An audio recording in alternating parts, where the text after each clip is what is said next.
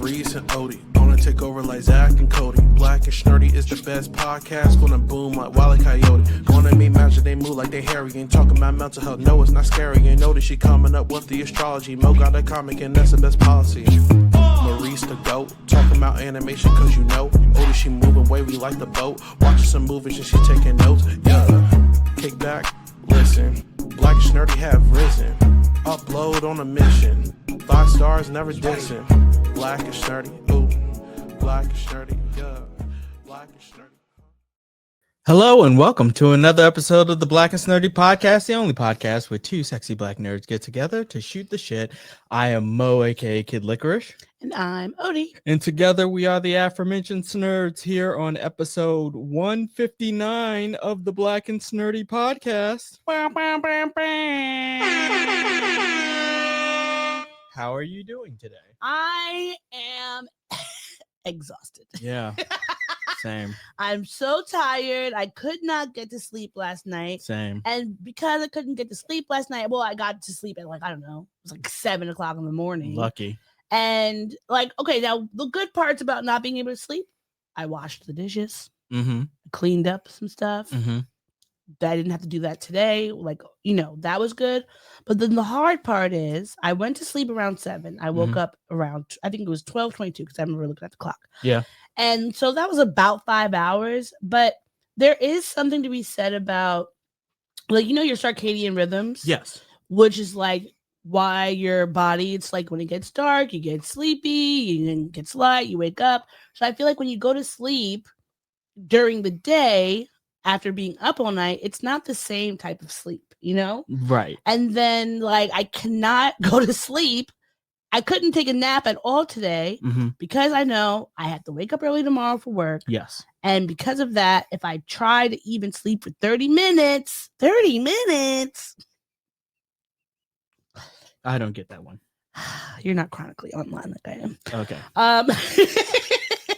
But if I don't go to sleep, if I go to sleep at any amount of time, like I'm gonna be up for the rest of the night. Yeah, it's gonna throw things off. So I'm just braving through this day. Well, you're a brave woman. Thank you very much. And we salute you. We salute you for staying up and not going to sleep. Thank you very much. I appreciate that. You know, I do what I can for the people. Yes. How are you doing? Very tired.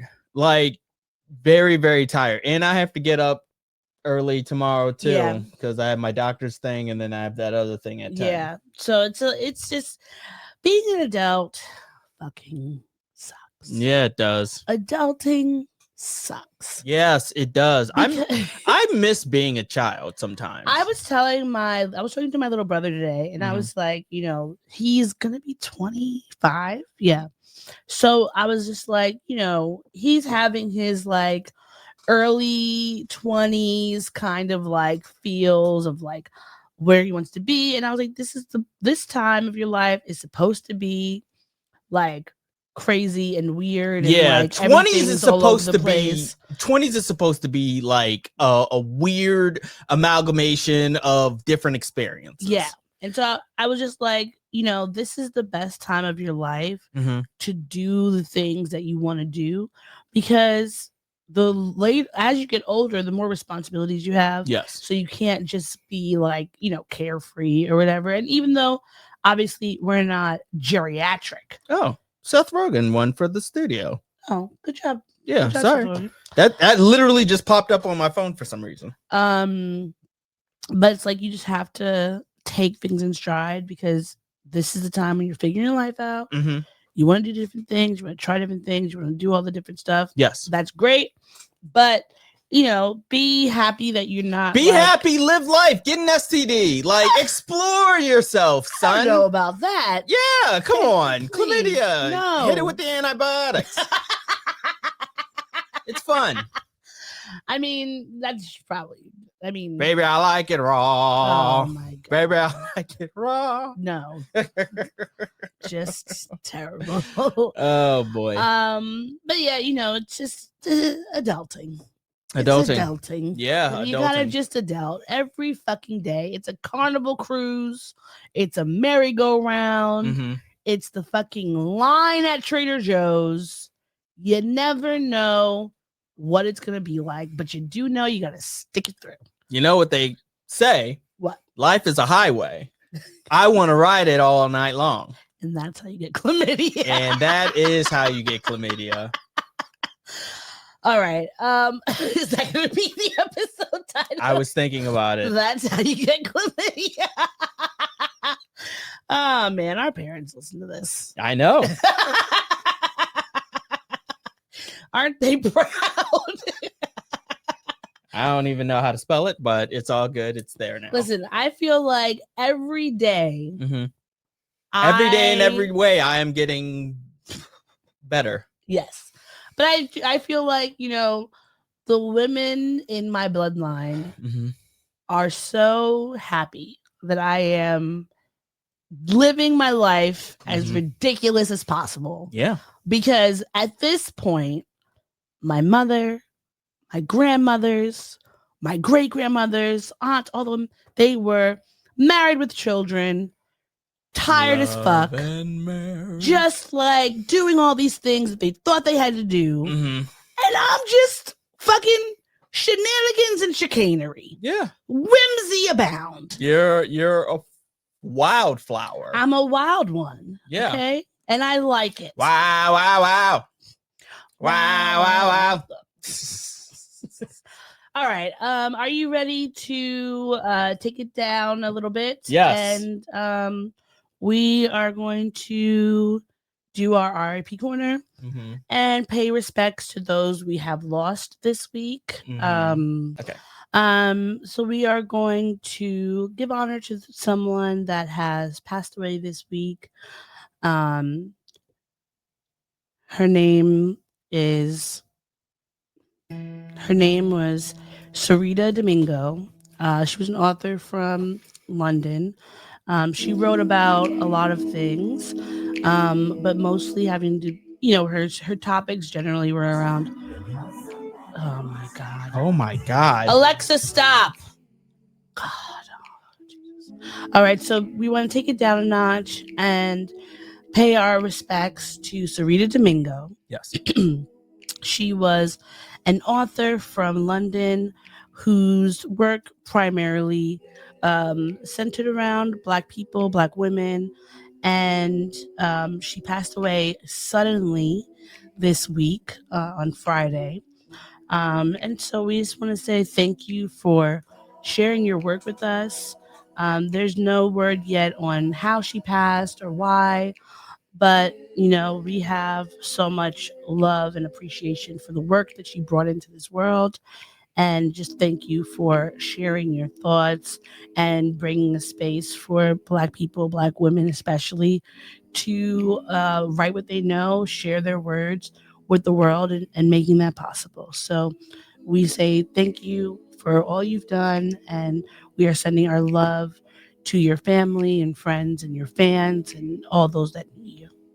The best thing about, you know, having written so much is that her legacy will live on. Yes, and she has honestly so many books that she's worked on, that she's published. The Three of Us, Who's Loving You. She had a book that came out in May entitled The Possibility, about a Black woman dealing with a sudden health crisis and also dealing with love and how that, you know, shapes that journey. So please go out, support her work. You know, I'm sure you could find it in your library, Audible, etc. But, you know, we have to give props to those who brought joy and love into the world, even after they've passed. Rest in power, Miss Domingo. We usually fade it down. Oh, sorry. It's okay. It's okay. Shall we get into some mayhem Shenanigans yes, with our pop topics? When you want a hot meal without a big deal, what are you gonna pick? Pop topics. All right, so the first thing that we are going to talk about, I think, I don't know if you want to call it the elephant in the room, but something that has obviously been taking over the news cycle this week. The murder of Charlie Kirk. Yes. If you did not know Charlie Kirk, he was a right-wing podcaster who had so many terrible views. Yes. He notably spent his time harassing George Floyd's family and people within the Black Lives Matter space by saying that, you know, George Floyd didn't die by having the officer's knee on his neck. It was fentanyl. He talked a lot about Second Amendment rights and how, you know, we have to just accept the fact that there's going to be those dying by gun violence, although, you know, to be able to keep our Second Amendment. He also espoused that empathy was a ridiculous notion. That was some new age thing. And this is, you know, how I personally feel. I can't speak about anybody else. This puts into succinct words how I feel about his passing. Same thing that everybody says, that his assassination was the result of the climate of hate.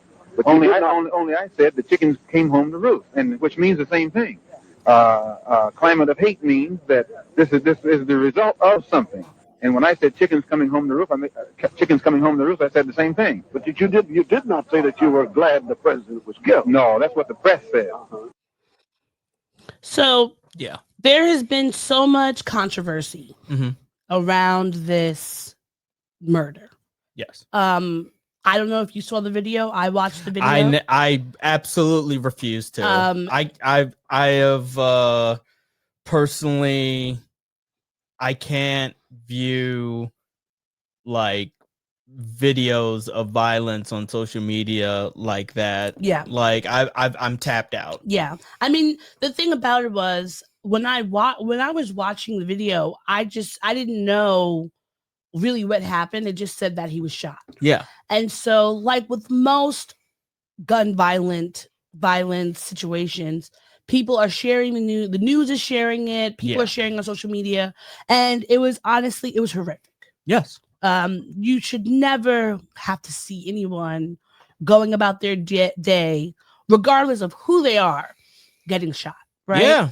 And this is something that I don't know if you call it's not gun activists, anti-gun advocates have been talking about for so long, that taking out like police related shootings, the fact that an individual can have a gun, bring it somewhere and shoot one or multiple people is horrendous. Yes, it is. And we can all agree that nobody, regardless of who they are, should be doing something, going about their everyday life and getting shot. Yeah.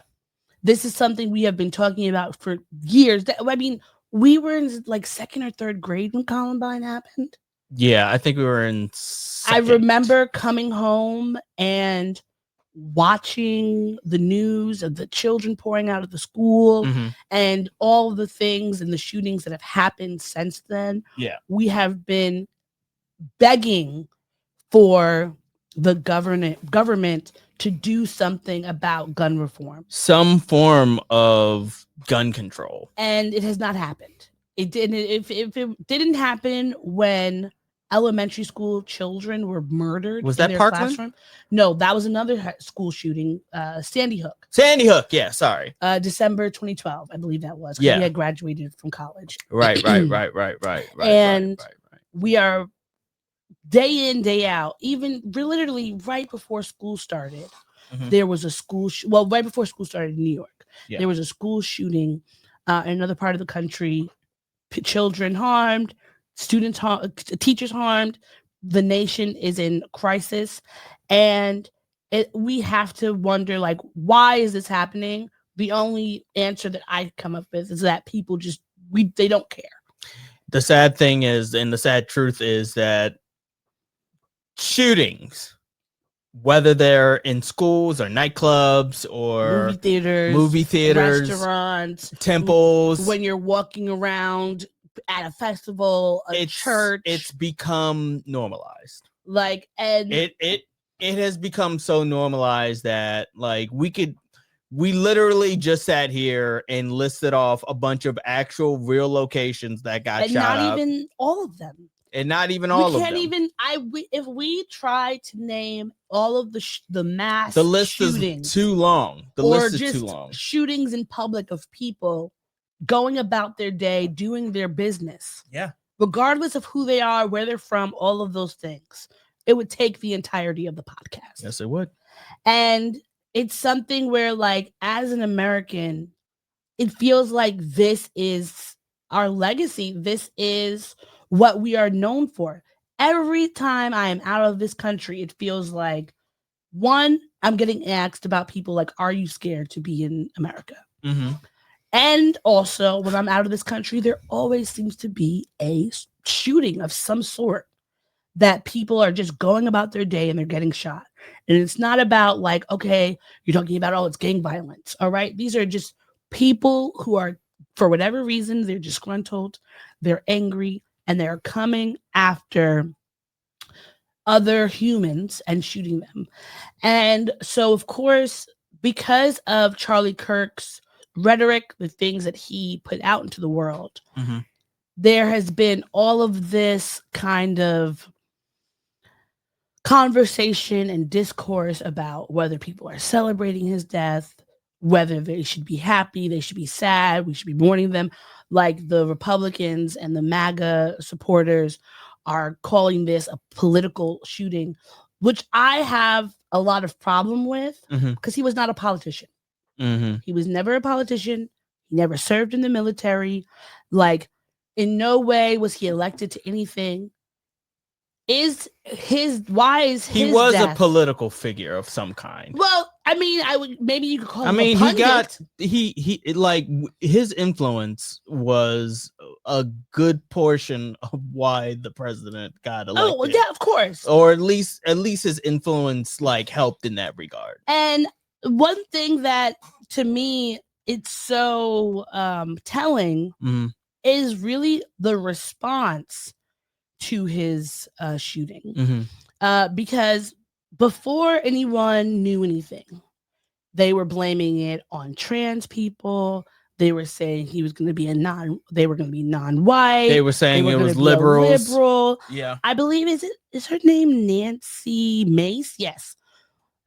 Let me see if I could find the tweets that she put out, because before any of us knew who the shooter was, she was on record saying things like this. 1 second, let me share it. This is what she was saying about who the shooter might have been. Enough is enough. And now I have to deal with real safety concerns. It sounds like the shooter was a tranny or pro-tranny. And just because I want to protect women, that I'm worried about getting murdered? Are you fucking kidding me? It's out of control, and enough is enough. And I'm going to double down on this. I'm going to be more vigilant than ever. I'm going to be louder than I've ever been until this shit stops. It's got to stop. And it's incredible to me how quickly misinformation is disseminated. Yeah. And it's one of those things where, before we find out, we see how people are talking about trans, it's little people. Nancy Mace was tweeting out, oh, the person deserves a death penalty. But then when we found out who this person was, their name is Tyler Robinson. They're 22 years old. This is a photo of them. And So from what we know about them, their family, Republican family, they personally were listed as unaffiliated on their, registration for voting registration. From his father, I believe, is a sheriff in law enforcement. And then after we find out it's a white man from Utah, then it's, she's like, we if he could have sat down with Charlie Kirk, this never would have happened. But it didn't matter that people found out what was going on. The first group of people who were targeted after Charlie Kirk's murder were Black people. Yeah, Black people, and trans people. And trans people, yes, and trans people. Yeah. But there were death threats and shooting threats coming in on HBCU campuses across the country. Yeah. You want to segue into that? Sure. At NYU, there was some sort of like mass email going around talking about they were going to be targeting Black students, they're going to be shooting them, hurting them. And I think that, to me, this is indicative of the type of hate and vitriol that Charlie Kirk brought into this world. Because even though he may never have shot someone, harmed someone, or anything like that, but he did push people to go to the January 6th riots and storm the Capitol, right? And so we have all this conversation of people like, you shouldn't celebrate someone's death.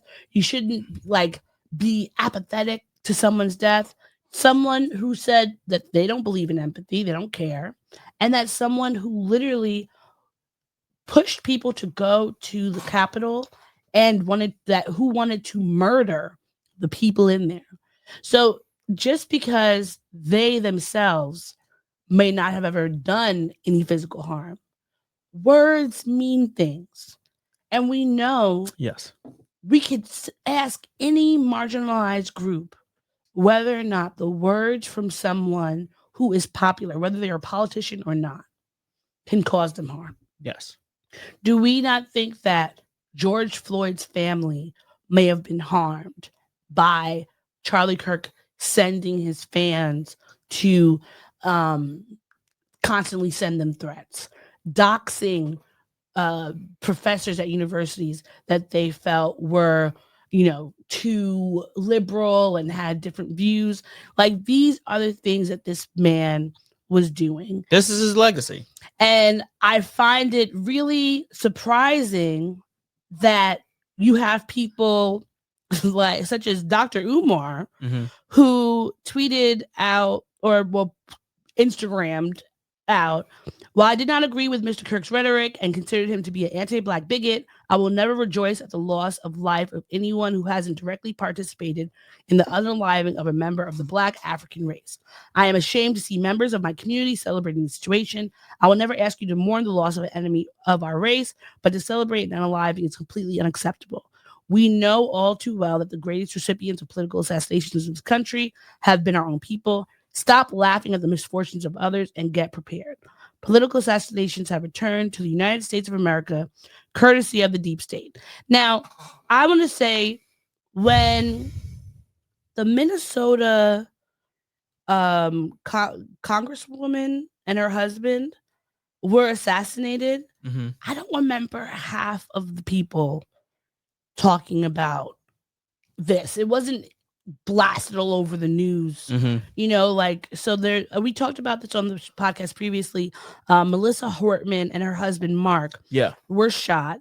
There was another legislator from Minnesota who was also shot with his wife. Thankfully they survived, but I just find it so hypocritical. It is. We have the president who is constantly talking about harming people and pushing people harming to harm his people. enemies and clear okay.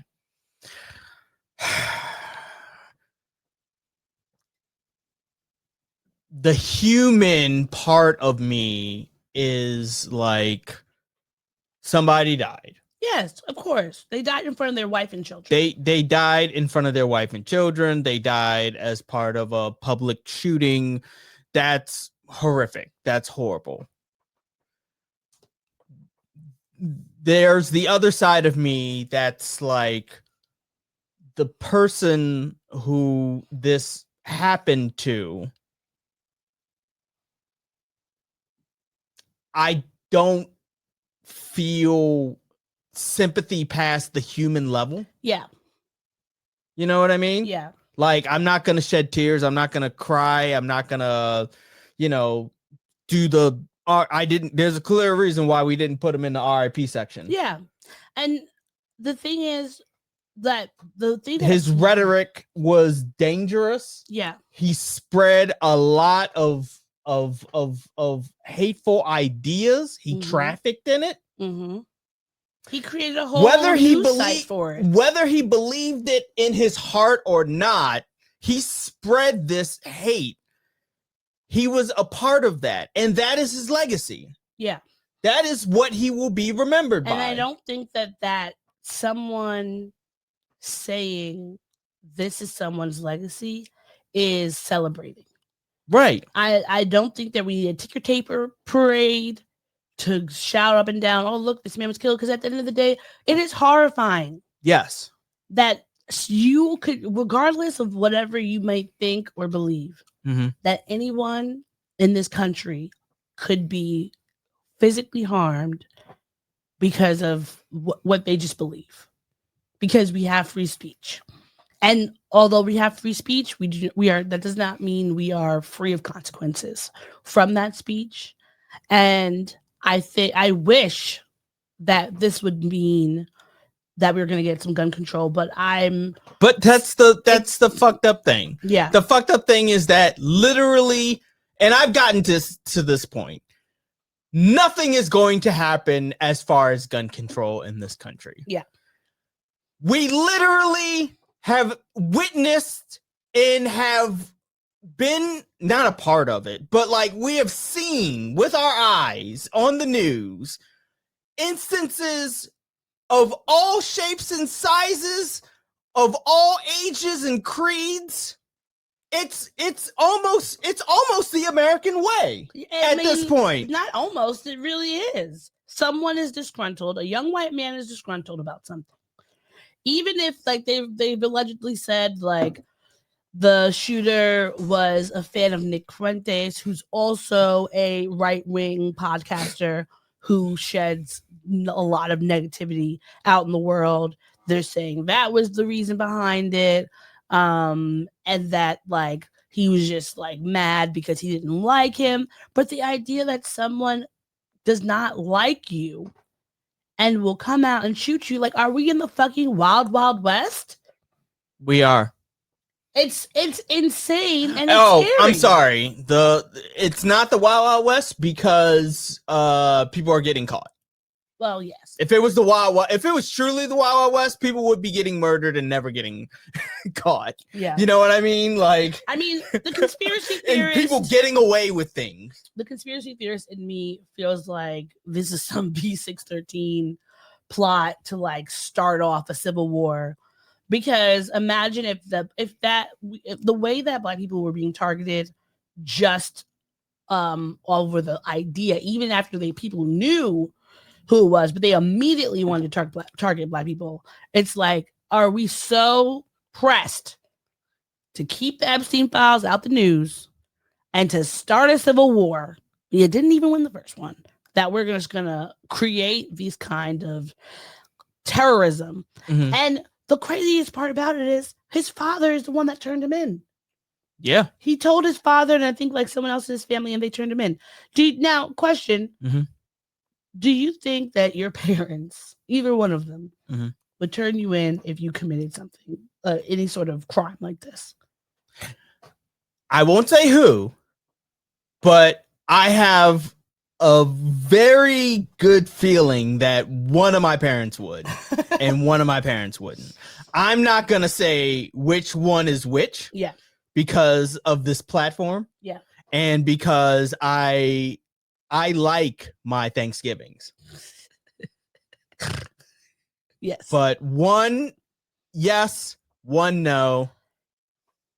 Neither of them are putting me in. They're sending me to Nigeria. I'm going to a non-extradition. Extradition? Yeah. Extradited. Yeah, I'm not going to be extradited. Yeah. I'm going to just be never coming back to America. But it's crazy that your father would turn you in, especially in a state that still has the death penalty.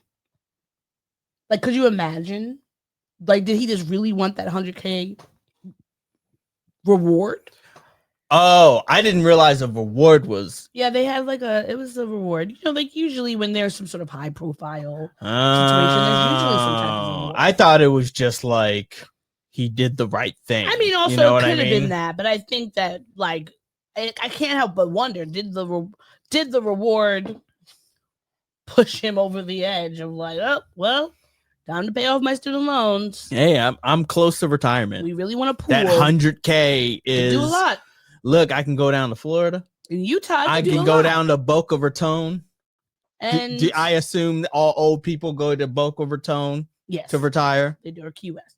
Or Key West, yes. Somewhere warm and where hurricanes will fuck you up. But the last thing that we're gonna say before we move on to greener pastures is I hope that Americans will use this situation as, I would say, a cautionary tale of what it means when you spread around hate and vitriol. Yes. When you have a platform, you have a responsibility. Yes. And to be mindful of what you the say. Information that is spewing out of your mouth. Because some people, it doesn't matter what you think. It doesn't matter if you think, oh, I'm just saying it's just words. But some people really and truly take these things to heart. Yes, they do. And it can come with negative consequences. And like that, really, we just need gun control. I mean, his wife doesn't think so. She's like doubling down on his rhetoric. Not surprise. But I want us as Americans to do better and to be better and not to have to, sit in fear that we are going to be mowed down by a bullet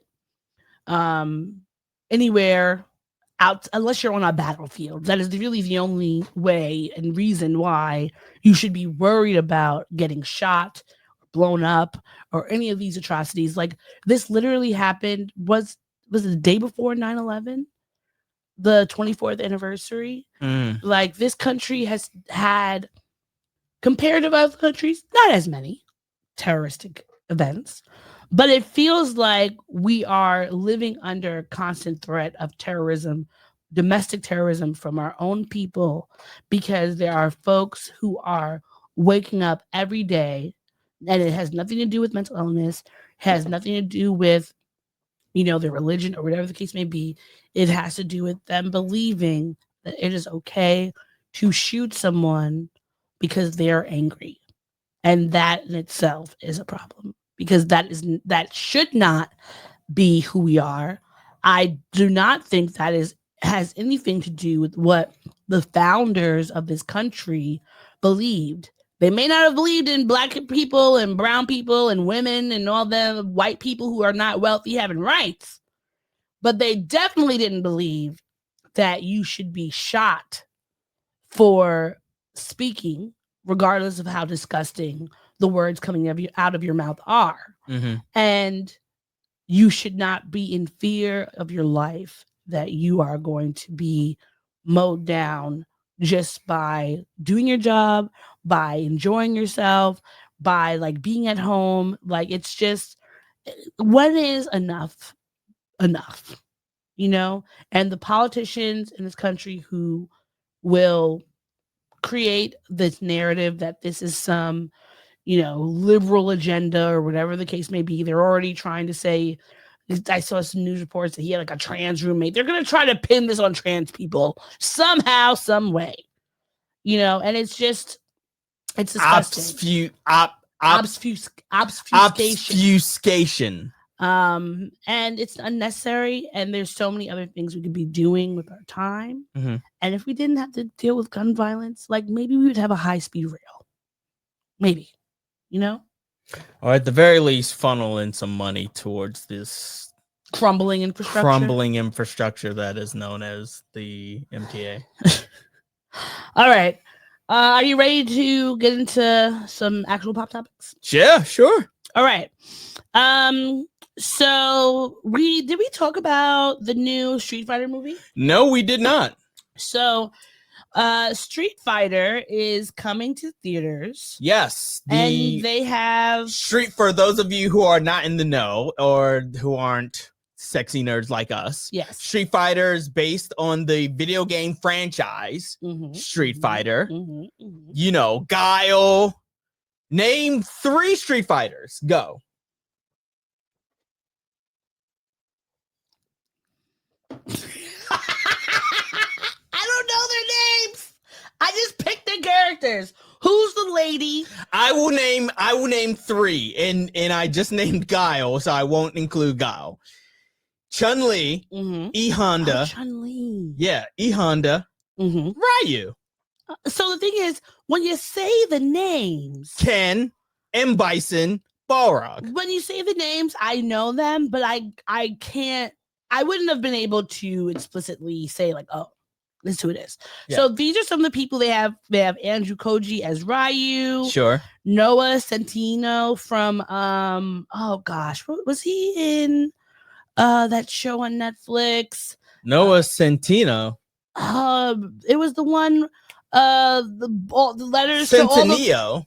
To all the boys I've loved all before. the boys I've kissed and shit. No, to all the boys I've loved before. Oh, okay. Kalina Liang is gonna be Chun-Li. Cody Rhodes is Cody gonna be Guile. American Nightmare is gonna be Guile. And I can't wait to see his haircut. He is going to be really good. I think that he is definitely. I mean, he's obviously a more attractive Guile because that's just not a good drawing. We have a lot of people who are going to be in this movie. I believe Roman Reigns. Yes, Roman Reigns is also going to be in this movie. Andrew Schultz. Yeah, Andrew Schultz is going to be in this movie too. Yeah, Andrew. Roman Reigns is Akuma. And then we have someone who is planning on being Balrog.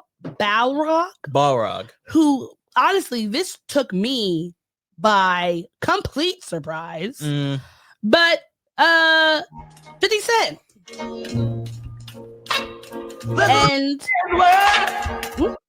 yeah, turn that music off. So this is him training. Yes. He has the Balrog haircut. Now, as far as body transformations are concerned, I'm not surprised that 50 Cent went to this level of extremes to play a character. Yeah. Did you ever that movie where he got really, really skinny? He got really skinny. I think he was supposed to be like a cancer patient. Yeah. Yeah. I never saw the movie, but I'm very familiar with he's the black. What is he was Batman. What's his name? Oh man, he was in the Christopher Nolan Batmans. Is it Chris? Not Chris Bateman.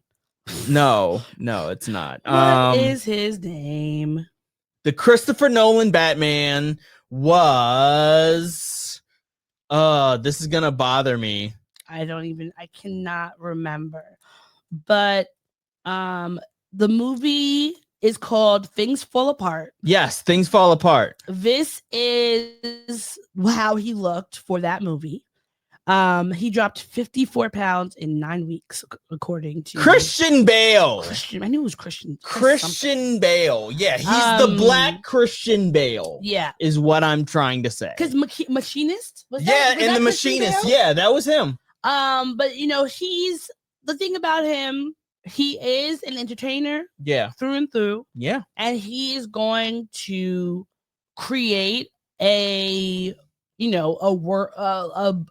character, or he is going to bring a character to life as best as possible. Yeah. So I think that when I've seen 50 Cent or Curtis Jackson in movies, I think he's done well.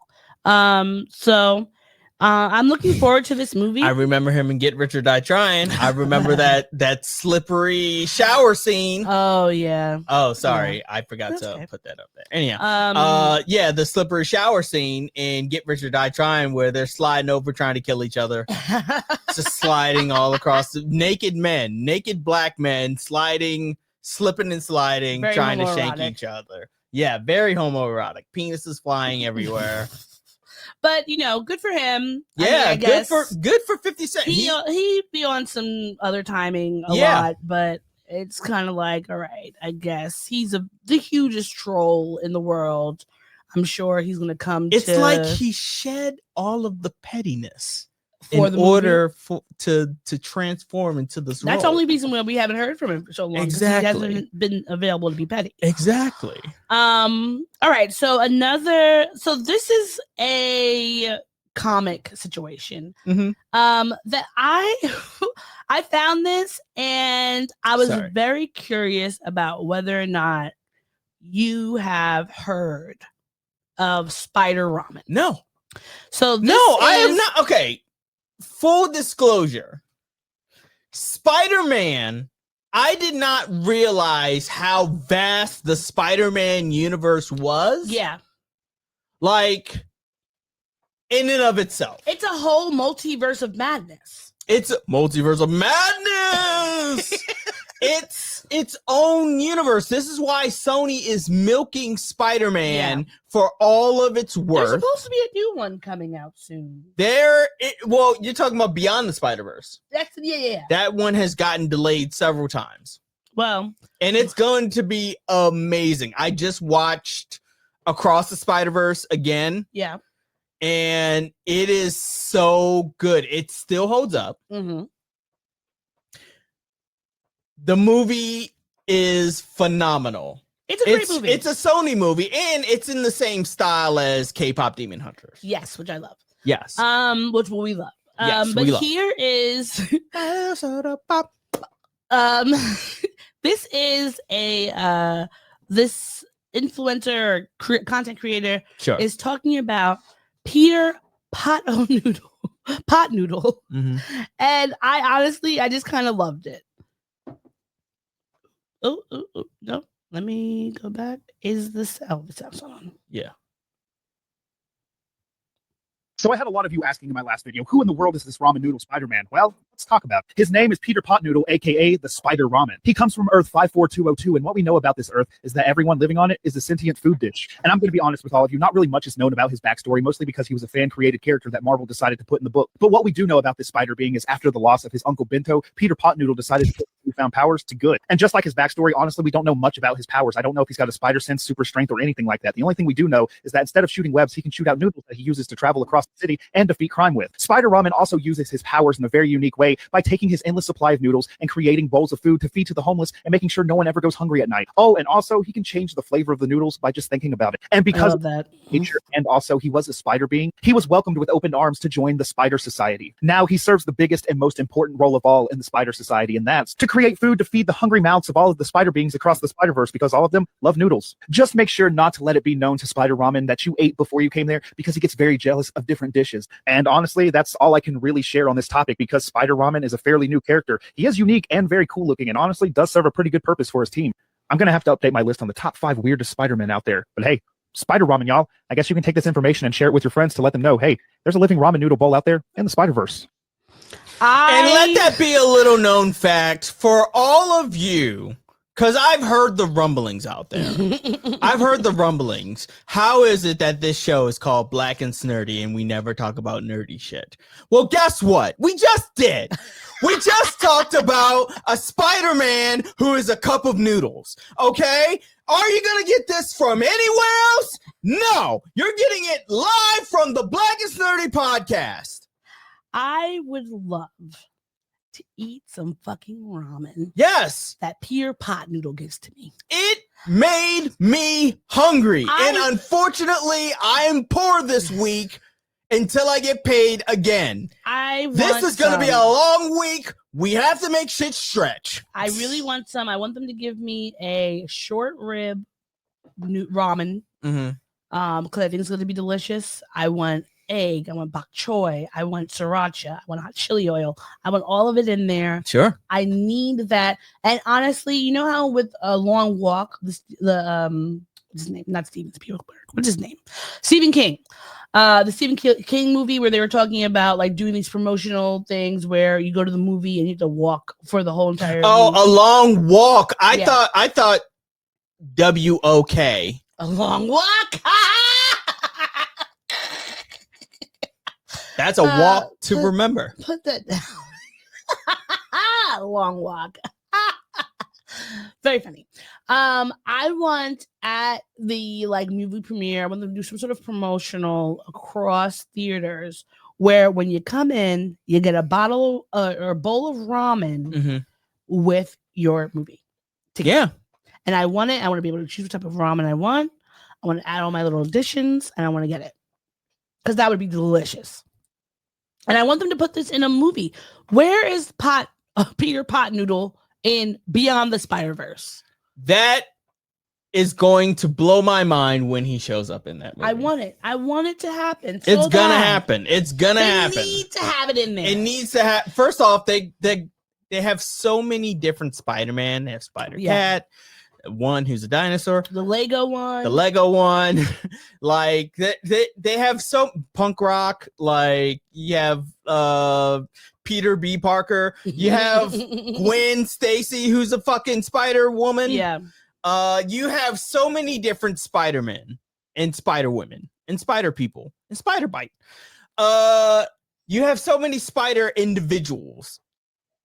You know, and then of course you have Madam Web and my God, did you see that Madam Web movie? I tried and I couldn't. I think I got 30 minutes maybe. It is. I really terrible. feel like I told you my friend Gina loved it because she loves all things superhero. Yeah, and she refuses to think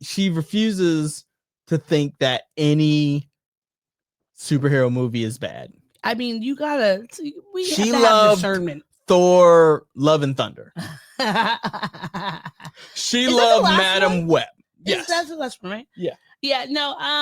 I feel like now I think they will need to do this in a animated version, with Miles Morales or whatever. Because obviously, like, how are we gonna get a fucking unless you do some sort of remember in the what was the movie? What was the one with the Lego? What was that one called? Was that Enter the Spider-Verse where it was no, that was there's Into the Spider-Verse, that's the first one. Yeah. There's Across the Spider-Verse, that's the second one. Mm-hmm. The third one will be called Beyond the Spider-Verse. And all of those are live action ones, not like the ones that are with they're the Sony animated ones. Oh, not live action. Okay, this is going to be animated. I didn't realize that Beyond the Spider-Verse. Yeah, it's a part of the trilogy. It's going to be animated. Okay, but because Tom Holland. Oh, you're thinking of the Tom Holland movie? No, those are like Homecoming, Far From Home. But there's one that's coming out with Tom Holland and You Can't Go Back Home. Yeah, Tom Holland is going to be in the Spider-Man 4. But there's also it's Tom Holland and Tobey Maguire? Tobey Maguire and the other one. That is Homecoming? No. Homecoming was first. Mm-hmm. Then Far From Home was the second one. Which I don't know if I saw. It's fine. What was the third Spider-Man movie? Oh, Andrew Garfield, yeah. What was the third Spider-Man movie? I don't know. The Home Spider-Man trilogy. Okay, here we go. Spider-Man Homecoming, Far From Home, No Way Home. That's what it was. No Way Home. No Way Home. That's the multiverse one. Is there going to be... I feel like I literally There is going to be a Spider-Man 4. There's going to be a Spider-Man 4. Miles Morales is going to be because it had pictures there was a picture of I don't think there's Miles Morales' character. I don't think there's gonna be like Sony has Miles Morales and all of those Spider-Man. I don't think and Sony is allowing Tom Holland and Marvel to borrow Spider-Man. They're not going to have the Miles Morales in live action, contractually speaking. I wish I had that one because I literally was just reading about it. But all right, so I guess they could definitely do this one with the animated one because I was like, you can't do it with. You can do it with the Sony. I don't want to see CGI ramen. Yeah, like I want it to be a real. I want to see them slurping 2D hand drawn ramen. That's what I want.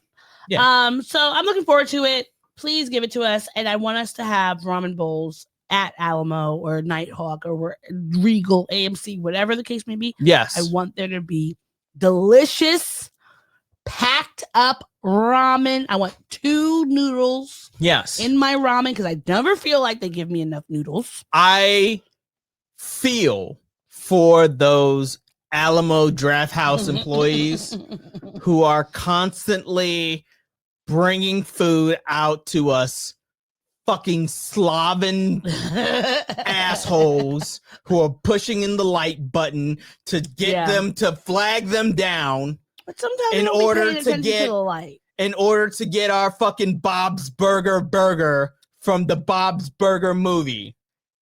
Burger. You put it on the menu. I want it. It's on the menu and our beer. And our beer. I want my that's boozy fucking milkshake upcharged like a motherfucker. Much. Honestly, next time we should start bringing those little nips. Because how are they gonna know? I don't think they're gonna know. Or I can bring my little bracelet with the. Well, you could bring in your flask. I'm gonna bring my bracelet flask, and we're gonna be pouring it in mid. You know what the funny thing is? Do you remember Howard? If you went on the Green Line to Chinatown, yes, the movie theater down there, the Regal. Yes. Do you know that we would bring Five Guys burgers? Oh yeah, of course. Into the movie theater. We would try to bring anything and everything. We succeeded. Well, no, I never brought Five Guys, but easy. I just bring other stuff in there because it was just like they weren't paying attention. They didn't care. You think I'm gonna pay $15 for a big bucket of popcorn? And that was a decade plus ago. Now, if you don't bring $100 to the movie theater, you're not going to the movies. Yeah, and that's just for 2 people. Yeah, not even alcohol for 2 people with 2 tickets and popcorn. If you want to have a burger or something, you're gonna spend about $100. It's just that's just what it is. But looking forward to this. Yes, Spider Ramen. I really do. I think like Peter Pot Noodle might be my new favorite Spider-Man. His Uncle Bento. That was really that cute. made me smile. I like that. Yes. All right, so more animated movie news. Yes. We are getting a new Super Mario movie. Now, we knew that we were going to get a sequel to the popular Super Mario movie. Yes. We did not know it was going to be Super Mario Galaxy movie. Yes. So it's going to be an intergalactic sequel. So it means it's going to be in space. Yes. I wonder what, freaking manhole cover they're going to go through. What avenue. You never played Super Mario Galaxy? I don't know. I forget which console it was for. But I did play a little bit of it. So it's going to come out. So allegedly April 2026. My birthday. So that'll be fun. Yeah. And they're saying it's going to be, according to the creator Shigeru Miyamoto. Mm-hmm. This is the main event of the Super Mario Brothers 4th anniversary. Sure. So I'm looking forward to 40th. it. What did I say? You said 4th. Oh, so no, 40th. 40th. It's been around for a long time. Yeah. So Miyamoto and Chris Melandri, mm-hmm. who's the founder and CEO of the animation studio Illumination. Mm-hmm. Illumination. What did I say? I'm sorry. I'm hungry. I'm hungry. But Illumination have announced it's in development. And that they are going to be broadening Mario's world further. Yes. But they put out a little clip. We can't show it Yes, we cannot show because it. we don't want it to be taken down. Yes. But they have a little teaser out. It looks very cute. This is a picture. This is a picture of the Super Mario Galaxy teaser. Sure. And it looks cute. I mean, come on. Mario sleeping. There's looks like princesses. The Super Mario movie did gangbusters. It was great. So I am looking forward to this. I think the first movie, it made over $1.3 billion in the box office. Yes. One of the highest grossing movies of 2023. Yeah. So we knew there was getting a sequel. I am looking forward to the next Jack Black song. Me too. Me too. Because there was nothing like Peaches. Peaches, peaches, peaches, peaches, peaches, peaches, peaches, peaches, peaches, peaches. I love you. Oh. And you know what? Good for you, Jack Black. Yeah, Jack. He has the Mario Brothers. He has Minecraft. Minecraft's supposed to be having a sequel at some point. Lava Chicken. I want to get some lava chicken at the movie for the next Minecraft because I want to taste it. So this is gonna be fun. It's gonna be have more fun in the theaters. Yes, agreed. It's so much darkness every day. We need to be able to go to the theater, smile, laugh, enjoy ourselves, and know we're gonna come out with a happy ending. Yeah. Well, but you're gonna come out happy, and I want that for us. And if you get a happy ending, more power to you. Even better. Now, speaking of even better, there is something that I am very excited about. All right, so do you read fan fiction? You lost me at do you read, and then I stopped paying attention. No, I do not. No. I read manga and graphic novels. That's kind of my go-to thing. I there are some fan fictions that I have read in the past. Some slash fiction that I've written. Ooh, I want to read some of that. This was back in the day. This was back when my writing muscles were a lot more attuned. Yeah. Yeah, I haven't written anything in like what feels like a strong 5 years. You gotta get back on it. Okay. Anyhow, you gotta do it. Why do you ask? Well, one of the really popular fan fictions, sure, for Harry Potter, Manacled, is going to become becoming a novel called Alchemized. So it's a dark fan fiction by Sen Lin Yu. It's based on Harry Potter and the Handmaid's Tale. Yes.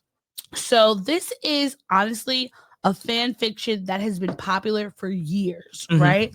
And has notoriously made J.K. Rowling's, aka TERFs R Us, very angry. But apparently it's going to be a novel, and the novel is going to become a movie. Ooh. So she is reportedly secured a 7-figure deal for the film rights to the novel. Nice. That's awesome. Yeah. Good for you, Sen Lin Yu. It's a dark romance between Hermione Granger and Draco, because everybody loves to ship them.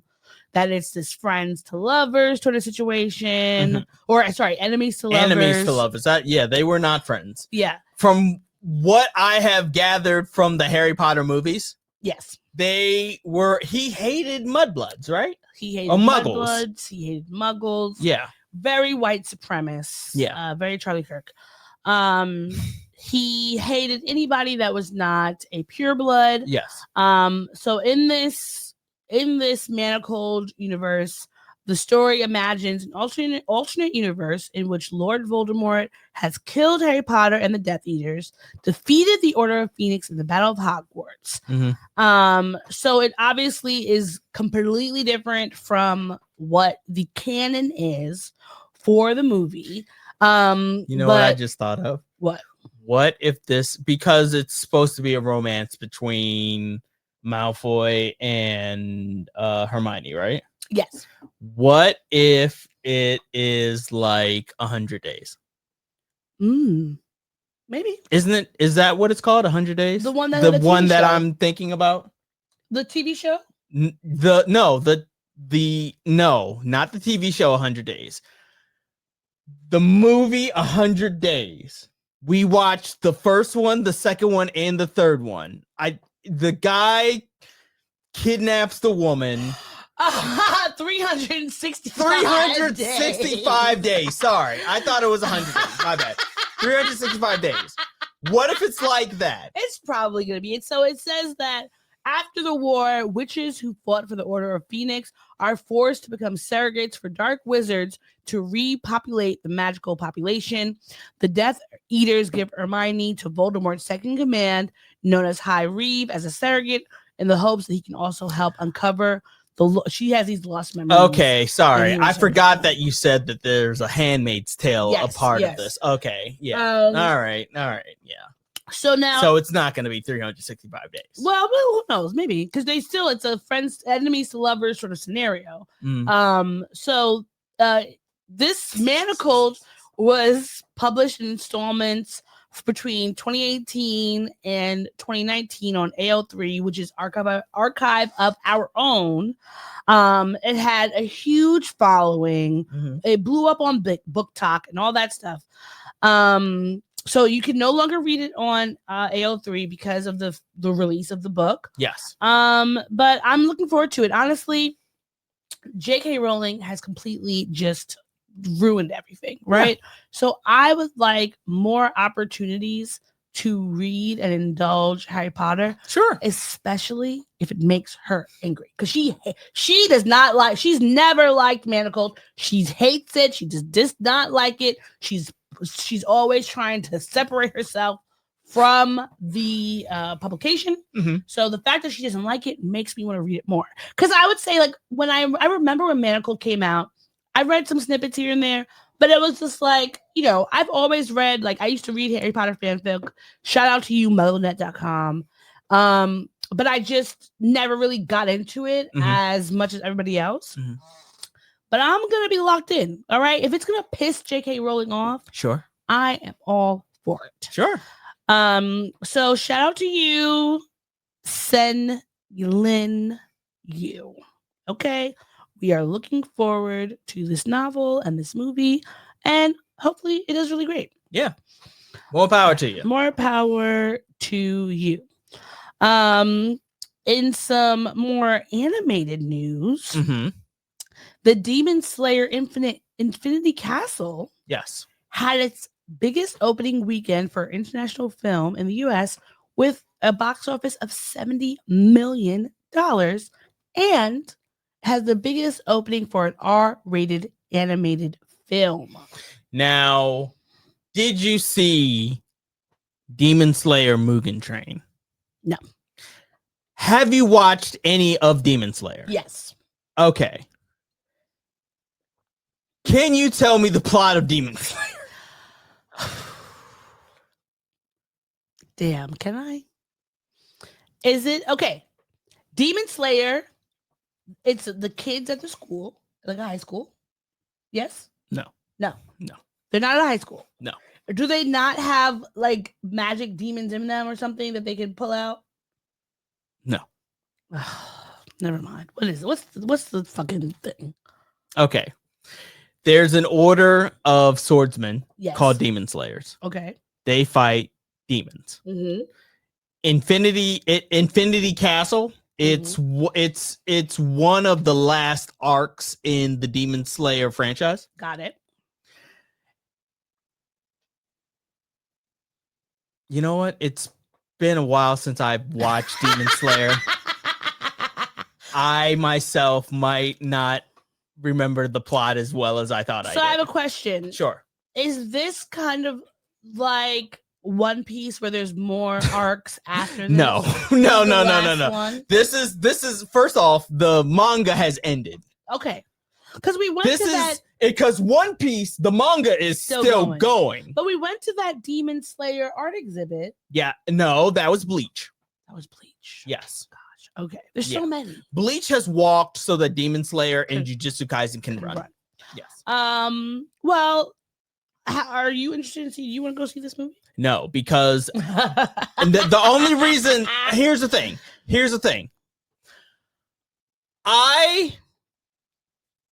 There is a big divide in the anime community. Mm-hmm. Subs versus dubs. Mm-hmm. Here's the thing. I appreciate subs if the show has captured my imagination, like One Piece. Mm-hmm. Like every single week, I watch the sub meaning subtitle. Yes. Dub meaning English dubbed. Yes. I watch the subtitled version of One Piece every single Sunday. Mm-hmm. I do it on my break. Mm-hmm. When I'm at work, I go to break, I watch it. Mm-hmm. It's fun. But I am engrossed in a series when they have the dub, the English dub. It's how I watch things. Yeah. It's just how I watch things. I'm going through One Piece right now, starting from the very beginning and gotten to Whole Cake Island, It's watching much. the English dub. So many episodes.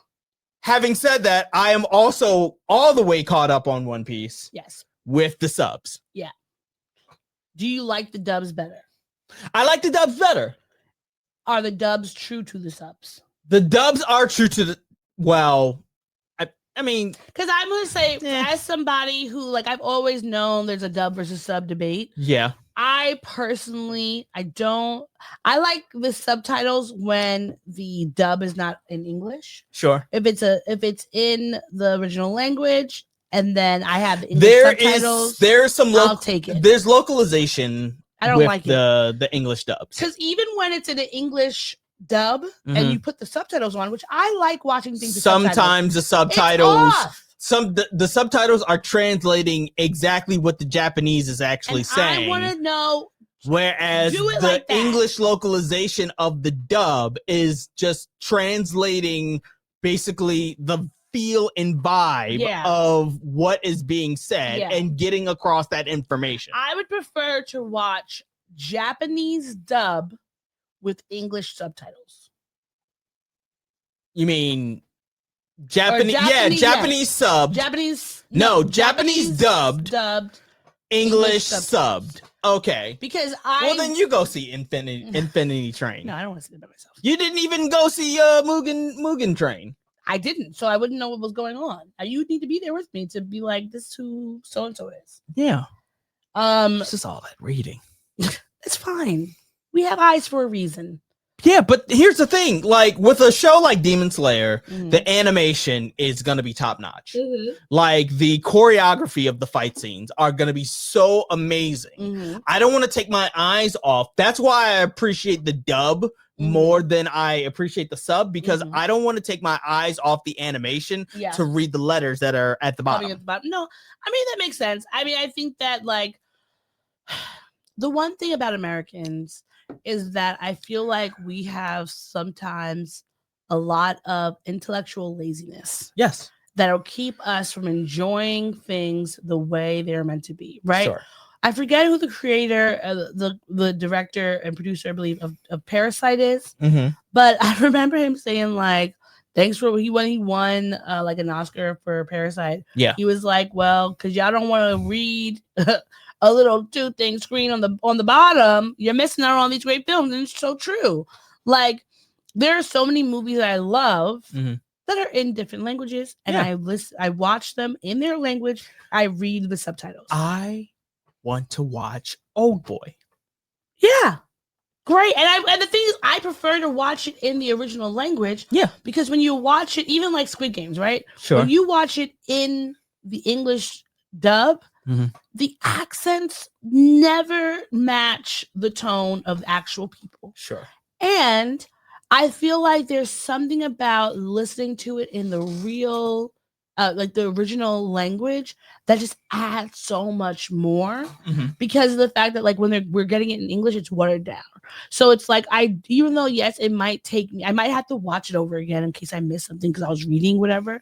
But I just think that it adds more to it, and I can appreciate it more. Sure. However, I don't think there's anything wrong with watching an English dubbed anything. Yeah. But I would love if people could be more appreciative of just reading the subtitles. Like, we know how to read, so use those skills, because how many people in other countries don't get the chance of having anything dubbed into their own personal language, right? Sure. There's so many. Most of the time you're gonna have a movie in like certain few main languages, English, French, Spanish, German, or something like that. And to this day, I have not watched RRR. I haven't watched RRR. Well, where is that from? Was that Korea? No, I thought that was Thailand. Bollywood. It might be a Bollywood, yeah. But I know RRR is supposed to be a great film. And the only reason I haven't watched it really was because I remember when it came out, I just didn't have the time to see it. Same here. And then like it came out on, it was Actually, like let on me see and if off it's still on Netflix. on these streaming platforms, and there's always so much to watch that I kept missing it. Yes. But I would like to watch it, even though it's a long movie, but whatever, like it's worth it, you know? It's still on Netflix. It is? Yes. All right. I mean, I love Bollywood movies. RRR. Nice. Bollywood, Nollywood, all of it. I want to watch it regardless of whether I know what they're saying. Yes. All right, that was our Demon Slayer talk. Subs versus dubs. All right, into music news. So it looks like, Gorillaz. Gorillaz is coming out with a new album. Yes, Gorillaz. So now, how big of a fan of Gorillaz are you? I would say I really like them. I can't name the different albums. I was really just like about their to say songs. name 3 songs. I can't. Well, obviously, like I'm happy, feeling glad I got sunshine in a bag. I'm useless, but not for long. Our future is coming on. That's Clint Eastwood. And the other, I like their songs, but I couldn't name. Okay, the songs. I'll name 3. Okay, Kids with Guns, Broken. And Demon Days. Now, do you generally like get their albums and listen to them, or you just Here's the thing. I stopped on the Gorillaz train. Let me pull it up. I stopped on the Gorillaz train like 4 albums in. They have more than 4 albums. Yes. It's just like with Coldplay. Like, I was a big Coldplay fan. But I stopped at like album 3 or 4, and they have 10 albums. Yeah. Gorillaz has how many albums? How many? If you were to guess, how many albums does Gorillaz have? 15. 15? Yeah. 15. Is that your guess? Yeah, that's my guess. Okay. And we're not counting The Mountain, which is the new album that's going to be coming out soon. It's called The Mountain. Okay, you ready? Yeah. Albums. Why isn't this loading? Here we go. Albums. Cracker Island. That's the most recent one. Yes, that is the most recent one. The Now. Humans. Plastic Beach. That's where I left off. Well, you're missing a few. So I just looked it up. So the first one was Gorillaz, which Gorillaz came out self-titled in 2001. album. Yeah. Yes, I love that album. Then Demon Days in 2005, Plastic Beach in 2010, The Fall in 2010 as well. Humans 2017, The Now 2017, Song Machine Season 1, Strange Times in 2020, Cracker Island 2023. Yes. So they have 8 studio albums, 3 compilation albums, 11 extended plays, and 1 remix album, and 46 singles. So I think Plastic Beach is where I dropped off. I mean, I think that's fine. Like, honestly, you could really like an artist and not necessarily listen to every single album they do. Like, I mean, there's few artists that I'm like, I need to be tuned in, like Beyonce. Like, of course, I'm going to listen to everything that she comes out with, and play it on repeat ad nauseum. But I feel like whenever the Gorillaz comes out with like a new album or a song, like I always appreciate it. Yeah. So this new one, which is called The Mountain, is going to come out in March 2026. 15-track album. It's including The Idols, former Smiths guitarist Johnny Marr, Guitarist. The Roots, Black Thought, Super Furry Animals, Gruff Rise, Omar Suleiman, The Clash's Paul Simonon. I don't know. Simonon.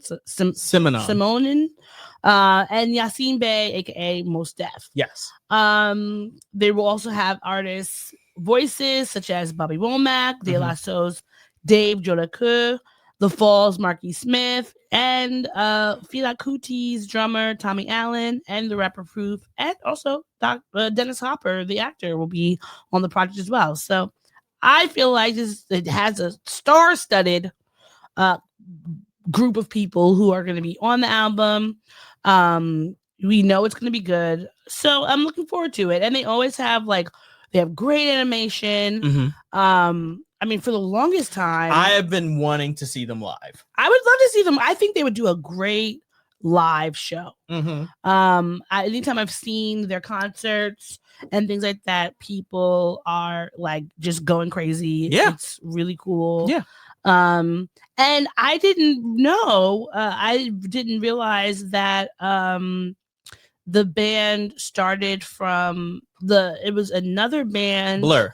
From Blur, yes, that one of the lead singers from Blur, Damon created, Albarn, Gorillaz. Yeah. I don't know. I just never knew that. I just only recently found that out when I was looking up information for this most recent album. I just thought they were a cool group of people who came out with like a different concept of music when we were in middle school, and then like went from there. But that's cool that you could have like have one band, you do all this work with that one, and then go on to do something else. Yeah. Blur, obviously a very popular woohoo. Yeah, very popular band.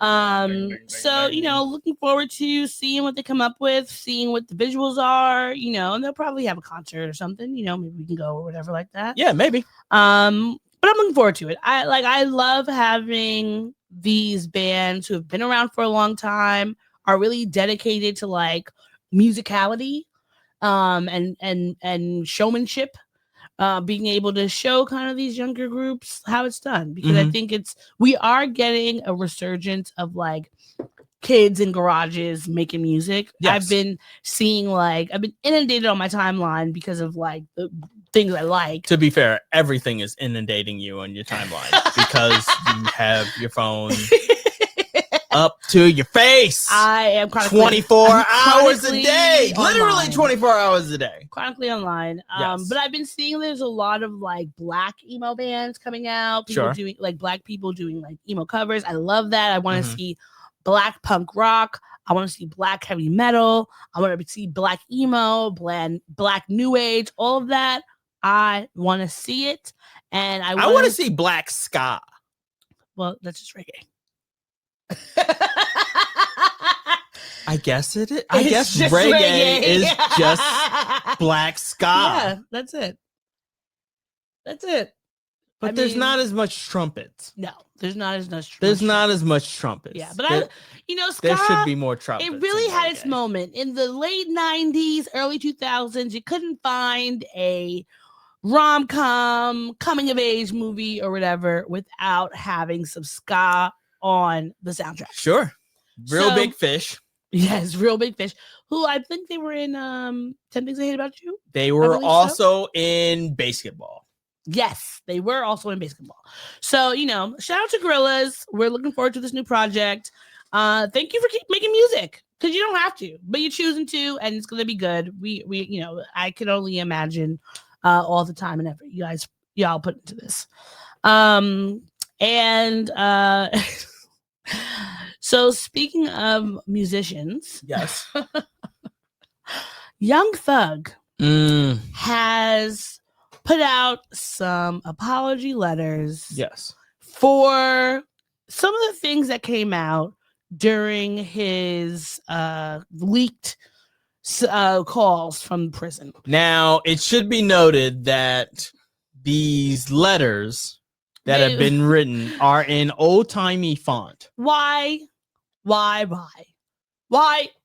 is this happening?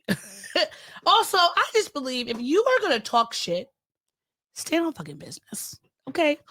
Yes, You I have talk to shit about stand you. on business. And I meant every word that I said. Okay? It's ridiculous to me. So he wrote these out in his Word doc, put them on some parchment paper, Mhm. Uploaded them. There's one for Mariah the Scientist. Yes. I can't. Oh, he didn't tag the person in this one. There's one for Glorilla. There's one for Drake. There's just, they're all over the place. I think this is supposed to be 21 Savage because it says, Savage, you are a real N-word. Don't let them tell you different. Been calling my phone ever since niggas went missing. I wish the internet could hear the calls. I'm so serious. Like how I got you and Wham on the phone to settle differences. I just feel like if you are going to talk about people, just talk about them. And because the thing is, we talked about this last time. You can't tell me that you didn't know it's going to come out. To me is that you did all of this talking on a prison phone, which is recorded, which says it is recorded. It is being recorded. You literally hear them say, once the other person on the other end of your call answers the phone, this call is being recorded. You don't need Olivia Benson to come into your home to let you know that these calls were being recorded, because we know you're in prison. They tell you it in prison. They tell the other person that calls you. So you have to assume. And there are so many times we have had prison calls leaked, aka Hulk Hogan. Yes. And talking about he wants his daughter to be with an 8-foot nigga. Mm-hmm. Like, this is just, we know this happens. We know that people are going to do whatever they can to make money. They're going to sell your calls to TMZ or the Shade Room or whatever. And then now here you are, looking dumb, like an idiot. And now you're putting out these damn fucking old English. You couldn't use Times New Roman, Georgia, Helvetica, something. You had to do it on papyrus. Ridiculous. Like, it's just ridiculous. And so Glorilla, brother, this guy stinks. Glorilla, in response to some of the things he said to her about her in this call, about her being ugly and all this stuff, she put out a diss track. It's not completely over one of the beats of one of her other songs, but this is some of the things that she said. And this diss track was targeted towards Young Thug and Mariah the Scientist, who may still be his girlfriend. It's conflicting reports. I thought that they broke up. It's conflicting reports. I've seen that both. Mariah the Scientist broke up with him after he apparently said some unkind things to her in a leaked phone call too. Because that's why he put the thing out. And he also was like cheating on her and telling another woman he wanted her to have his babies or something like that. So she calls him, Glorilla calls him Young Bug, says he looks like a Black and Mild, a Jamaican Vegeta. I appreciate that. That he's a skirt wearing ass nigga, about to chirp looking ass nigga, a pain in the ass trying to hump looking ass nigga, a hoe in the mirror about to twerk looking ass nigga, as well as several other things. Just a bunch of looking ass. Yes, a lot of looking ass. Looking ass. And so I liked it, right? I didn't like the colorism in it. Because she mentioned several times about how dark he is. I mean, the Black and Mild obviously is a reference. She mentions how dark he is. She has some kind of quasi homophobic things in wearing a skirt and all that. Didn't like that. I feel like just based on his looks alone, you could have flamed him off. Sure. You don't need to add colorism and homophobia to your diss tracks for them to still hit. The song still good.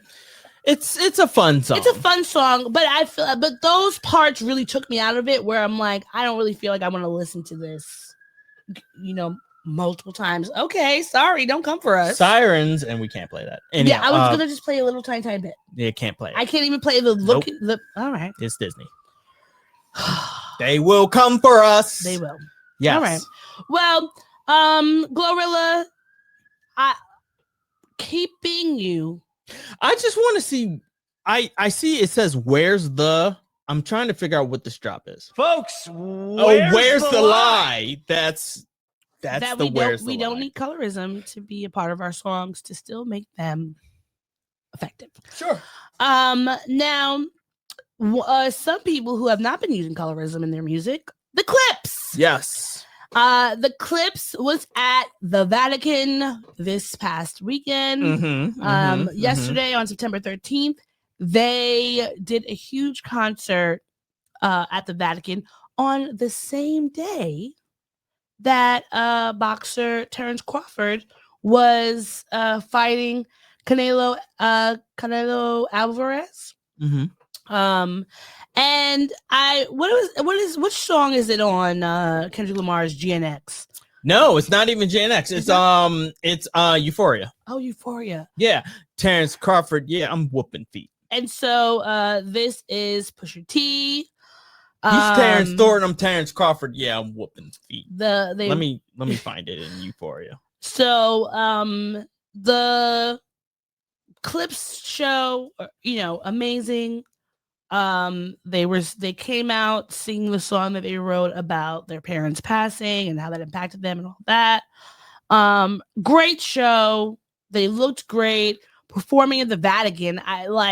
It's crazy. And I think that the Pope's birthday is actually today, I believe. It was today or yesterday. So I don't know if this was for his birthday explicitly. I don't like you popping shit at Pharrell. For him, I'll inherit the beef.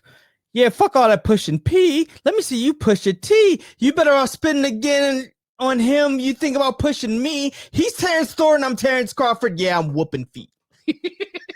So, Kendrick again has given us the song captions to associate with all of our various pop culture. Terrence Crawford is whooping feet. He is.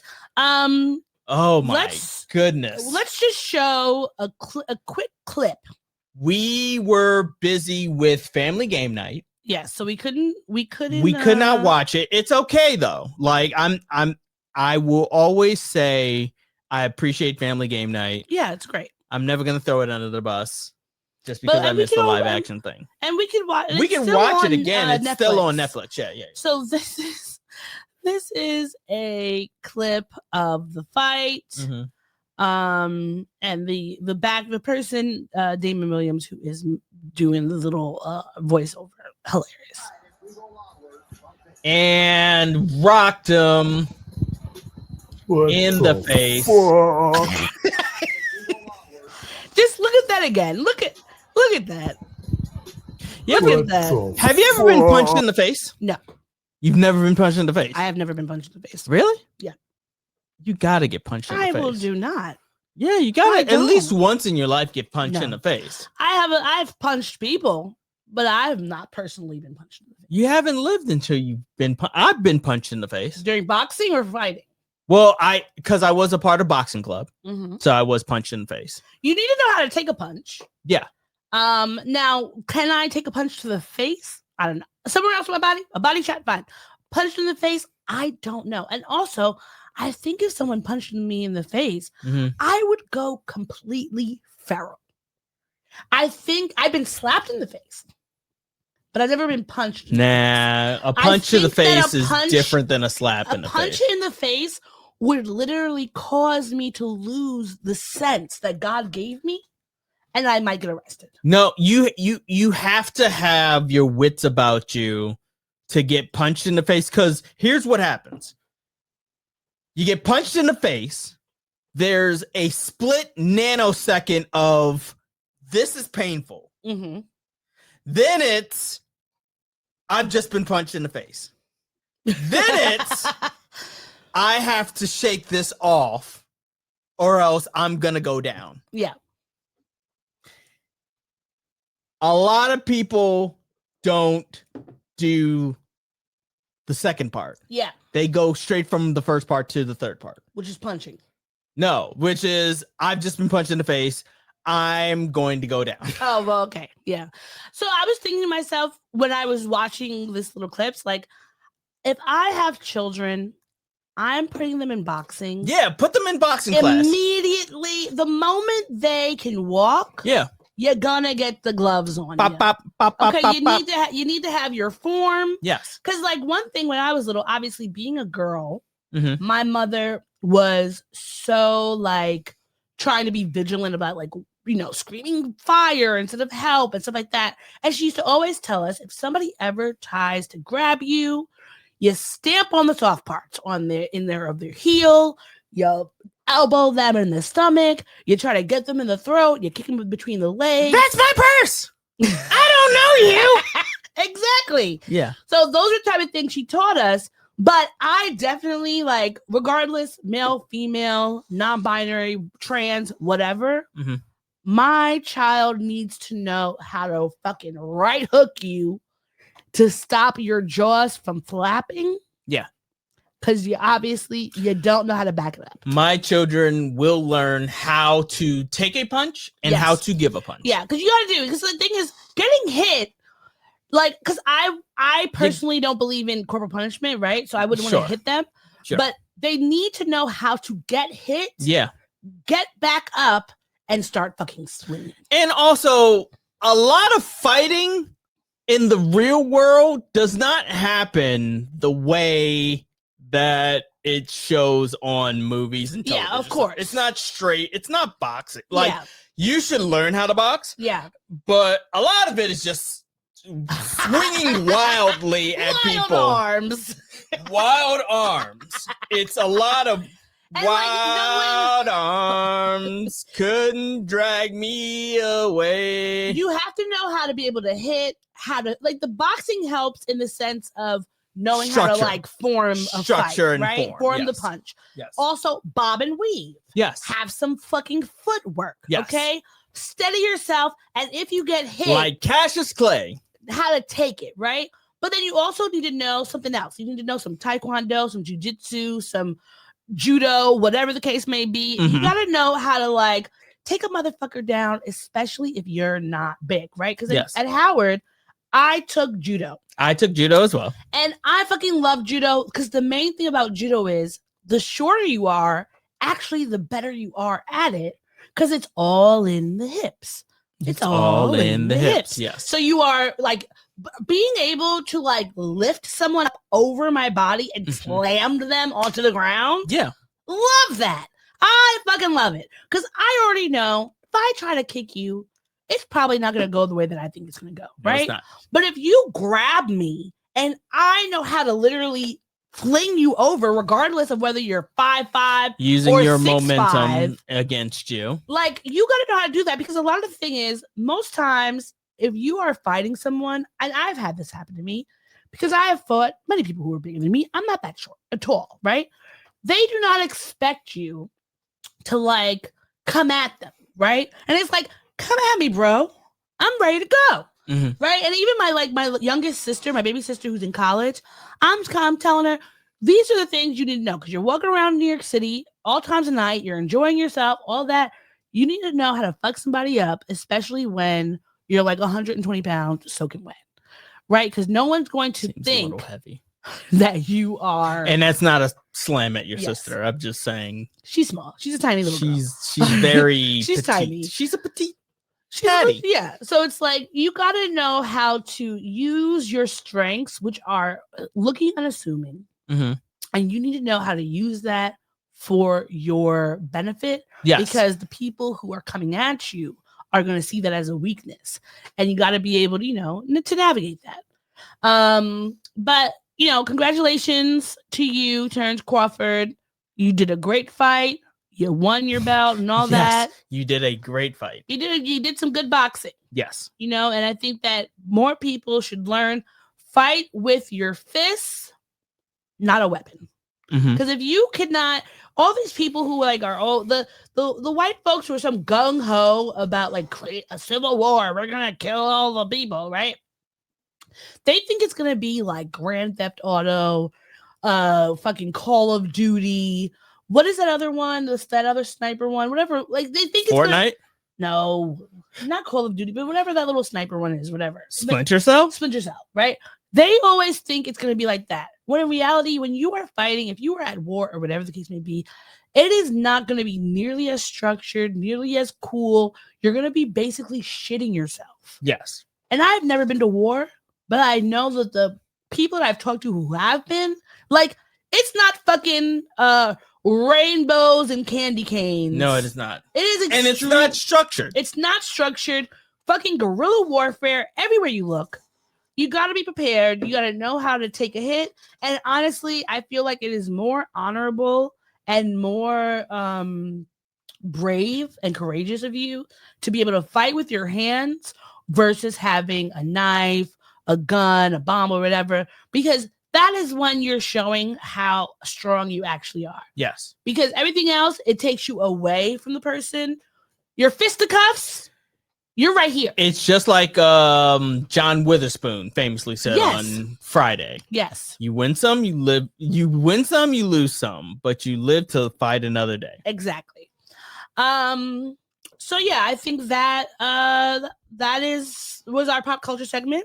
Yes. That's everything for pop culture, folks. Sorry. When you want a hot meal without a big deal, what are you gonna pick? Pop topics. Are we going to go into things that made us angry? Because you did pop topics right there. Yes. That's not what you meant to do, is it? No. I didn't mean to do We pop ended pop topics topics. again. I did mean to go to say to end the You wanted to end it and go into the things that and made us then angry. go into the things that made us angry. Okay. Bringing it. What? We gripe it.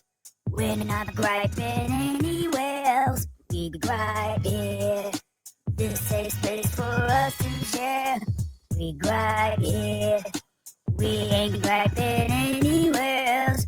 We gripe it. So what's making Pips. you angry? I won't elaborate Mm-hmm. because I can't. But pips. Mm-hmm. If you know, you know. If you know, you know. Mm-hmm. Pips suck. They suck ass They do. They're terrible. from beginning to end, from top to bottom. The rigmarole, the micromanagement, all of it. It sucks. Yeah, Mhm. it does. And then, sorry, there's no, keep one going. other thing. There's one other thing that sucks, and I'll be quick about this. Depression. That is the major sucker. It's a major sucker. I have been doing a relatively good job at being well managed. Yeah. I take my medication. I go to psychiatry. Mm-hmm. And I use the tools that I've learned in therapy to manage my bipolar. Mm-hmm. I'm bipolar. You are. But every now and then, the mania Mm-hmm. hits you. Mm-hmm. And I didn't want to get too concerning, Yeah. but it hit me the other day. Mm-hmm. I did not manage that well. Mm-hmm. And because I did not manage that well, the blue period is Coming coming. on. Yeah. Yes. Because when you have your highs, There's all some that's highs. left is the fucking lows. Yeah. And I mean, honestly, Blue periods suck. that is like with mental health, that is one of the things that is the most frustrating. Yes. Is that you can feel something coming on. Yes. You know what it looks like. You know what it feels like. You know what's going to happen. But And also, there's nothing you can do to stop it, regardless of how much medication you're taking. Yes. Regardless of how much you're talking about it and all Yes. those type of things. It Yes. just kind of is just like, it is what it is. You Sometimes can't- it's just a force. Yeah. A force of nature that happens. Yeah. And you just have to allow it to The happen. force is with you. You have to, yes. You have to live with it and you have to go through it. Yeah. And you have to get through it. I mean, the thing is, your mental health, like our brains don't, we can reprogram our brains and, all that, like neuroplasticity and learning new things and all that. Sure. But there are some things like the chemical imbalances of your brain, like it just is kind of fucking there. Yes. And it sucks because Yes, it it impacts everything you're doing. Yes, it does. And that's why it's considered like a disability. Mm-hmm. But most places, whether it's a job, it's a school, it's the relationships you have, they do not understand them. Well, They do not. And then you end up getting And- penalized and all yes. these other things. And so, like, my wish and hope is that one day we would come to a point in society where disability would not be something that is seen as such a negative. Mm-hmm. And mental health would not be seen as such a negative. But that kind of brings me into what my thing that I'm upset with, Mhm. what's making me mad this week. Mhm. So I don't know if you heard about the young Ukrainian woman who was stabbed in North Carolina on the train. No. Oh, yes. Her name. Yes, I saw this happened a month ago. This It happened was in about a month. August. Yeah, it happened like about a few weeks ago. Yeah. Her name was Irina Zarutska. She was a Ukrainian refugee. She was on the train. Irina, thank you. She was on the train and unfortunately had she was just minding her business, and this man on the train apparently stabbed her. Yeah. He was diagnosed with schizophrenia, Mhm. and all these things, right? So on Fox and Friends, one of the co-hosts of Fox and Friends, Brian Kilmeade, made this suggestion about how we should be dealing with people who have mental health issues and homelessness moving forward. This is one case, but this is happening all across the country, and it's not a money issue. They have given billions of dollars to mental health and the homeless population. A lot of them don't want to take the programs. A lot of them don't want to get the help that is necessary. You can't give them a choice.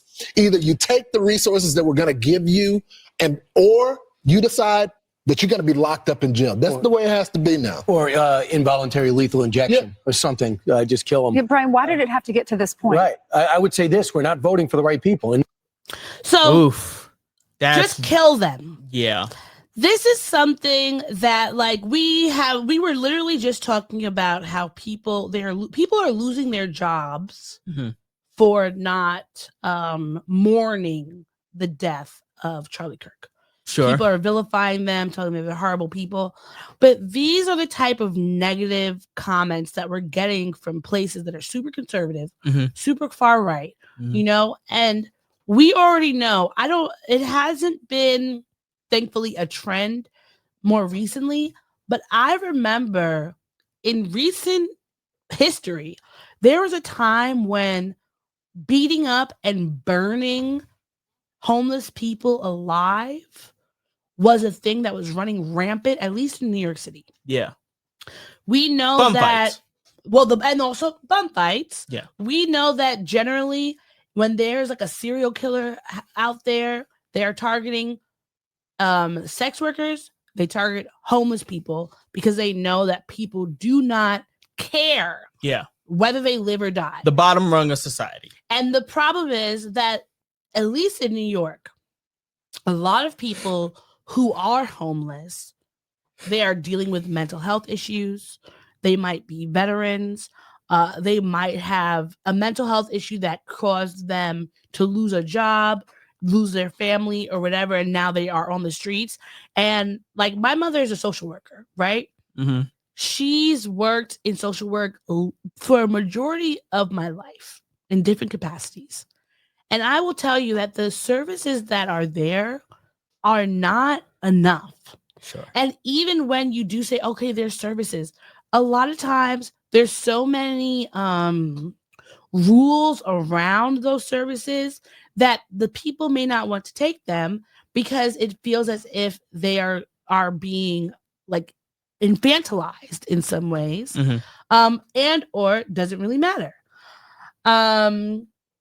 So this was after the backlash of what he said. This is what his response was after this came out. And it actually happened when we were together on Wednesday, Lawrence. In the morning, we were discussing the murder of Irina Zaruska in Charlotte, North Carolina. Now, how to stop these kinds of attacks by homeless, mentally ill assailants, including institutionalizing or jailing such people so they cannot attack again. Now, during that discussion, I wrongly said they should get lethal injections. I apologize for that extremely callous remark. I'm obviously aware that not all mentally ill homeless people act as the perpetrator did in North Carolina, and that so many homeless people deserve our empathy and compassion. Lawrence? It's mindlessness. It's they don't speaking care. without consideration. And also the fact that disability advocates have been talking about for so long how we do not care about people with disabilities, whether it's a physical disability or a mental disability. Yeah. And we would do whatever it took to kind of eradicate them, right? Like people literally jump for joy when a country has figured out a way to like eradicate Down syndrome. That is something that happens. If you go, because when you are pregnant, they do all these genetic testings. They'll tell you like whether your child may have something, whatever. Sure. And they know like that is we talk about like femicide with babies because there are certain places where having a daughter isn't Designer babies, or it's not what you would want. And then they'll, have an abortion or give them away, etc. But nobody is talking about how disabled people, disabled children, disabled babies are usually the most likely to be harmed, aborted, killed after the fact. And this is what that narrative perpetrates. And even if he says apologies, like, fuck you. Like, we already know who you are and what you believe in. Yeah. All right, is that all? That's all you had that was making That's you happy? everything that is making me upset. All right, let's go into the things that are making us happy this week. We don't have that much time. I started. What is making you happy? All right. So do you know this picture? Do you know who this person is? No, I don't. Despite the fact that I pulled up the banner. No, I do not know. So who this is Cecil Williams. This is him now. This is him when he was a younger man, taking this picture, a picture of defiance, and at this drinking from this white water fountain. Yes. Right. So he was. It's New York Fashion Week's is up now. He was at the Actively Black and Spills Reclamation New York Fashion Week event, and he walked down to I Ain't Never Scared.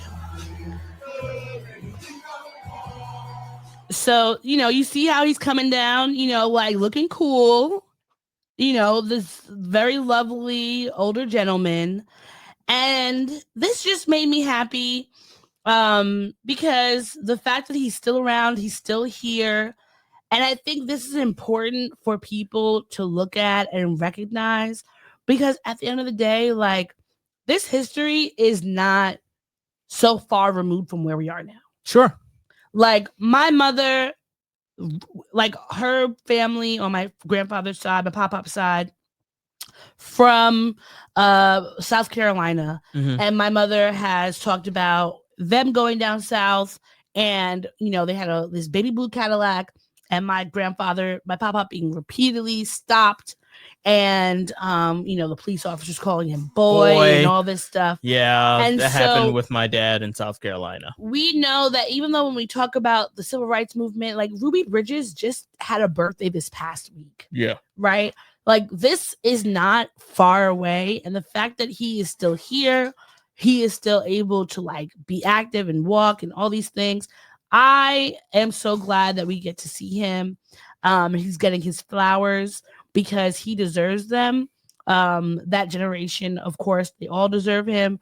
Some of the other people that were involved in this spill event were Ruby Bridges, Ben Haith, the designer of the Juneteenth flag, Bernice King, daughter of Martin Luther King Jr., Aisha Shabazz, who's daughter of Malcolm X, marketing executive Bozoma St. John, and Olympians John Carlos and Tommy Smith, who if you do not know, they're the ones who raised the fist at the, I believe it was 1968, 1970, maybe Olympics, that ended them getting their gold medals revoked. But I think it is so important for us to be giving the people who are still around from that time their flowers and to recognize that it was not that far away. Yes. Some of these people are parents or grandparents were experiencing this history. So shout out to you, Mr. Williams. Thank you so much. You did all of that so that we could be here living our lives and being able and living our lives in a way where most people, especially younger folks, Gen Z and below, have no real understanding of what it meant to grow up in a space where things really were segregated and as dire as they were. And secondly, I got all these pictures from my family group chat of my grandparents, my Nigerian grandparents, and they're so beautiful. I only got to see my grandparents, from my recollection, once in my life. I think they came one time when I was a baby. But I love getting a chance to see them, living their life, happy, excited, and all that. Seeing my aunts and uncles and my dad, as younger people, just like celebrating with their family and their parents. So that also made me really happy this week. That's good. And shout out to you, Celeste. Happy birthday. What about you? Doing this podcast with you. Yes, and with you. Shout out to my friend who I will not name, but they finally had sex after a drought. Oh, good job. Good job. So shout out to them. Shout out to you. I also saw Roy Wood Jr. Yes, we went to a taping of that show on CNN whose name escapes me. Watch what happens now. Have I got news for you? Have I got news for you? We went to a taping, so keep an eye out. The next one. You never know. You never know. The one with what was her name? May Whitman. Their name. Yes, their name. Whitman and a New York Times journalist. I forget his name, Dave or something. I forget their name. White man. But yes. It was very funny. Michael Ian Black, Amber Ruffin. He is hilarious. She is hilarious. Amber Ruffin's also going to be in Broadway coming up. I forgot the name of the show, but I just saw it earlier before we came on. So shout out to y'all. Yeah. And Roy Wood Jr., an HBCU grad who has really been working since 1998. He's been doing shit. Yes. Agreed. And he's only just now getting, really the accolades he deserves. But that is just a reminder to all of us. Keep fucking working. Keep doing your thing. Keep trying, because you never know when something is going to come up for you that will change your life. So, yes. Is that all? That is all. And if that's everything, then that's everything. So we want to... Everything is everything. Yes. We want to thank y'all again for watching this program. Like, subscribe, share, comment, email us, send us something. I promise I am going to sit down and upload all of these episodes on YouTube. We have like 2 back ones. So for the Spotify. We are behind on YouTube. Oh, okay. Well, hey. We are gonna do super it. behind on you. We're gonna do it. But we're gonna do it. And we're still here. We do it every week. We may not put it up every week, but we still do it every week. Yes. Sick or not, Mhm. rain or shine. Mhm. You know, I was very sick this week, but thankfully I'm feeling better. That's another thing. I was under the weather too. So, you know, just be out here, be great, love on each other, Yes. hug on each other. Yes. You know, be better than you were yesterday. Yes. All And right? yep. And as I say, thank you for watching. Bye.